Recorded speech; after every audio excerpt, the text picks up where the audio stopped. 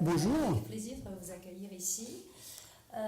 Comme vous êtes spécialiste dans le e-commerce, est-ce que vous pouvez nous parler un peu d'e-commerce entre la Chine, la France et y compris les États-Unis?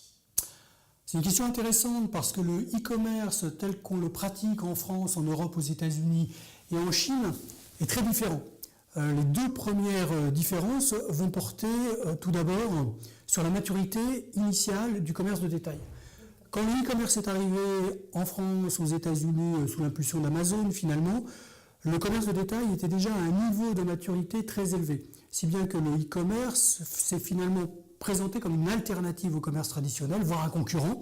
Et la plupart des marques classiques et traditionnelles, type Walmart aux États-Unis, Carrefour, Auchan en France, ont essayé d'abord de résister à l'e-commerce, puis finalement de travailler avec lui. En Chine, c'est une autre histoire. Le niveau de maturité du commerce traditionnel n'était pas du tout le même, il n'était pas du tout au même niveau.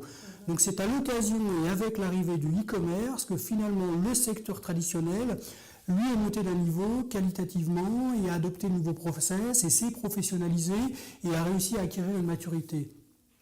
Une deuxième différence notable va être sur la manière simplement dont le commerce est appréhendé.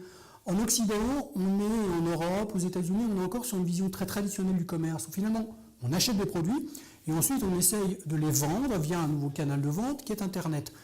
En Chine, on fait un petit peu différemment. On utilise Internet pour présenter des produits, des idées, des prototypes, des concepts.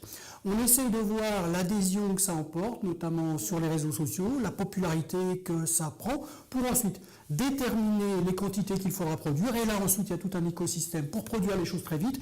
Et ensuite, les vendre et de parvenir à les vendre parce qu'on avait une validation en amont du fait qu'il y avait une belle adhésion pour le produit.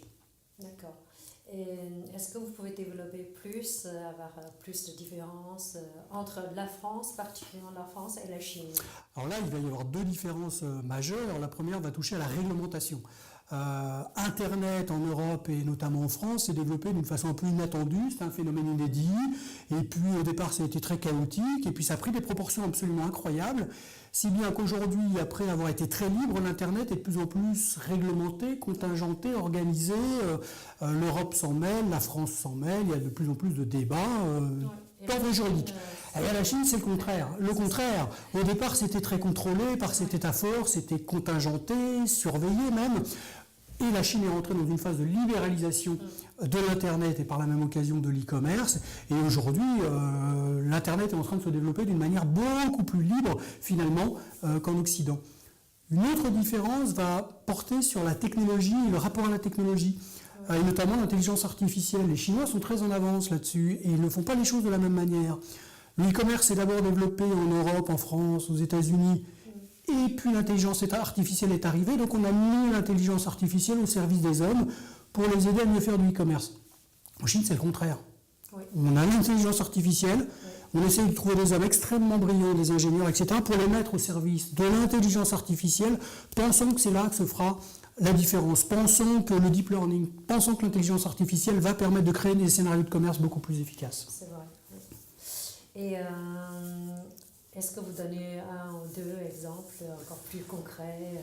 Il y a encore deux exemples très concrets qui peuvent illustrer la différence entre ces deux mondes finalement, parce qu'on a deux mondes de l'e-commerce.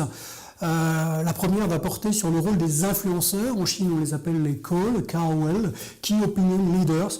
C'est une industrie là-bas. Les Key Opinion Leaders sont des gens qui sont comme des stars, qui ont toute une équipe autour d'eux, qui dépensent de l'argent pour développer leur réseau de followers, pour travailler leur influence. Oui. En Europe, c'est un petit peu moins professionnalisé, et on a plus des marques qui payent des followers que le contraire. Et puis enfin, une dernière différence va porter aussi sur la manière dont simplement des mêmes concepts se développent. Et il y a une opposition intéressante entre eBay et Taobao. eBay, on connaît très bien aujourd'hui, c'est né aux États-Unis, ça a été créé par un Français, Pierre Omidyar. C'était un particulier. Au départ, c'est un site destiné aux particuliers qui voulaient vendre aux enchères leurs produits. D'ailleurs, le fondateur a lancé eBay en lançant sa propre collection de bonbons Pez, pour l'anecdote. Et pendant très longtemps sur eBay, c'était les particuliers. Seulement après sont arrivées des entreprises qui ont utilisé cette place de marché pour vendre à leur tour leurs produits. Taobao, c'était le contraire. C'était d'abord des entreprises, beaucoup des PME, et c'est seulement dans un deuxième temps que les particuliers sont arrivés. Donc encore une fois, voilà des différences entre l'Europe et une version occidentale du e-commerce et une version orientale avec la Chine.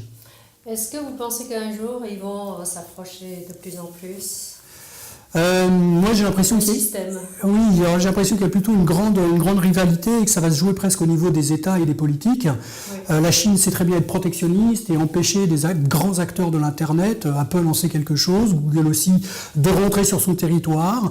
La Chine, pour l'instant, essaie plutôt de développer le marché asiatique, marché à fort potentiel. Bien sûr, elle va tenter d'arriver aux États-Unis un jour, en Europe aussi. Elle a commencé à poser un petit peu ses pions. Là, il va falloir voir comment réagissent les États européens, la Commission européenne, les États-Unis par rapport à ça.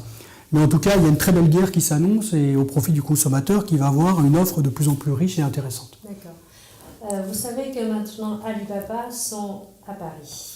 Donc je voudrais que la prochaine fois, j'invite Bertrand pour qu'on développe un peu plus, pour parler de l'e-commerce toujours. Merci. Merci. Au revoir.